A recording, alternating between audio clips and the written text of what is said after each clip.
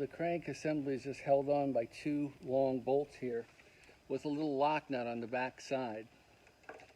Just gonna take, you could take a regular Phillips head screwdriver. I'm using this a little faster. Just gonna take these out. So as I'm taking these bolts out, I keep my fingers over these two holes on this back plate because there's two little lock nuts here that are real easy to fall out and loose. And we'll just set this aside. The next thing is to grab this little nylon sleeve and pull it off. So now that we've got our back cover plate off, what we want to do is take a pair of vice grips and clamp it on this crankshaft. I want to get this pretty tight to hold that so that we can take our crank handle off on the other side. So now to grease the crank, what we have to do is take this crank handle off, and there's a little cover plate. By the way, this, if you look at this little cover, it shows you which direction to turn it to open, which is always clockwise, and counterclockwise to close it. But if you just take this little cover off, it'll reveal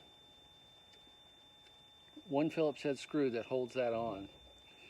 Now that you've got this crankshaft held with the vice grips, makes it pretty easy to just unscrew this Phillips head screw that holds on our handle.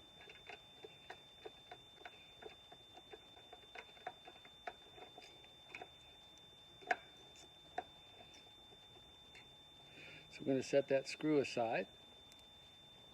And now all we have to do is take the handle and turn it counterclockwise, and it'll just unscrew right off the shaft.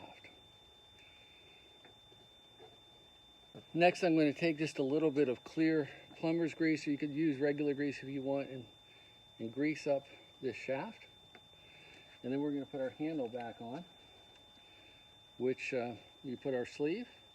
And there is a little flat washer. You want to make sure if that falls out, you get that back into place. So next we're going to take our handle. We're just going to go clockwise this time. And we're going to crank it back on there. You don't have to, don't over tighten this, by the way. Just when you get it snug, and there's that little flat washer fell out. You want to make sure that little flat washer goes in there properly. Then just replace the screw that holds the handle on.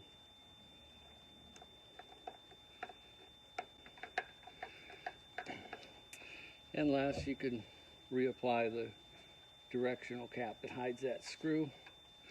So now we've greased our crank. The other thing you could look at is where the rope goes over all the pulleys.